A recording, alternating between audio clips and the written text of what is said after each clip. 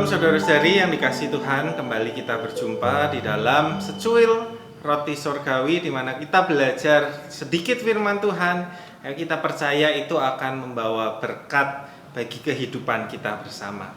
Mari saat ini kita mau membaca dari Roma pasalnya yang kedua, ayatnya yang ke-29.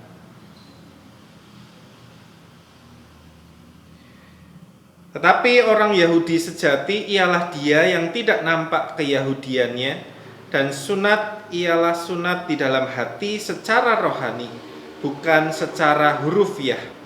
Maka pujian baginya datang bukan dari manusia, melainkan dari Allah. Saudara dikasihi Tuhan, kita tentu mengetahui bahwa sunat di dalam tradisi Yahudi merupakan lebih dari sekedar urusan kesehatan, tetapi merupakan sebuah tanda relasi dengan Allah, tanda atau materai yang mengikatkan relasi mereka dengan Allah, ya, bahwa orang-orang yang bersunat ini, kaum keluarga orang yang bersunat ini adalah milik Allah, hidup di dalam ikatan perjanjian dan komitmen bersama dengan Allah. Ya, artinya adalah Allah yang memimpin mereka, Allah yang memberkati mereka, dan mereka di dalam perjanjian itu porsinya sebagai manusia adalah menaati dan mengikuti tuntunan dari Tuhan. Nah, salah satu tuntunan itu diwujudkan dalam bentuk hukum Taurat. Ya, bangsa Israel berbangga hati karena mereka sebagai orang-orang yang bersunat di antara bangsa-bangsa sekitar yang tidak bersunat, mereka merasa mereka adalah bangsa yang pilihan.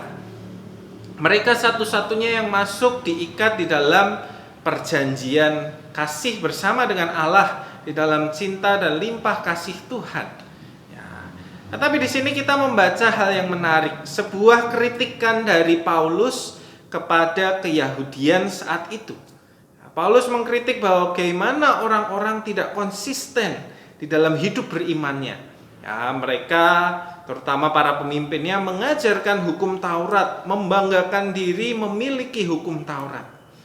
Tapi di dalam kehidupan sehari-harinya mereka justru menghina dan tidak menghargai hukum Taurat itu dengan cara sengaja tidak mentaati Taurat. Ya, sengaja melakukan apa yang bertentangan dengan Taurat itu. Mereka tahu apa yang baik, apa yang benar menurut Taurat, tetapi mereka memilih memuaskan diri mereka, memuaskan keinginan mereka dengan keinginan-keinginan yang bertentangan dengan Taurat itu. Ya, saudara melihat di sini ada diskoneksi antara kebanggaan iman karena menjadi bangsa pilihan dengan aksi kehidupan. Nah, mereka di satu sisi bangga, tetapi tidak hidup berpadanan dengan kebanggaan itu. Nah, saudaraku, inilah yang menjadi kritikan Paulus. Dan karena itulah Paulus kemudian mengingatkan bahwa sunat yang sejati harusnya adalah sunat hati. Nah, sunat secara rohani dan bukan secara hurufiah. Maksudnya apa? Yang dimaksudkan adalah bahwa ketika kita mau menjadi bangsa, menjadi orang-orang yang berelasi dengan Allah, yang masuk di dalam ikatan perjanjian dengan Allah, jangan hanya terima tampilan luarnya saja. Ya, bangsa Israel dulu bangga karena mereka bersunat secara fisik dan menjadi bangga merasa bangsa pilihan.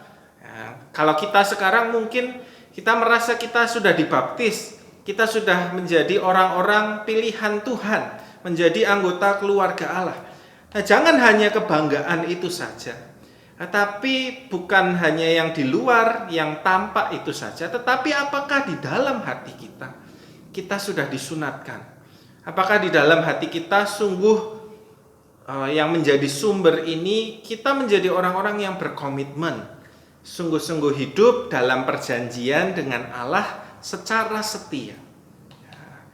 Oleh karena itu saudara-saudara, Paulus mengingatkan kita, biarlah apa yang menjadi kebanggaan kita sebagai umat pilihan, kebanggaan kita sebagai orang-orang yang dilayakkan dan dicintai Tuhan, biarlah itu juga mendorong kita punya sikap hati, punya sikap hidup sehari-hari yang selaras.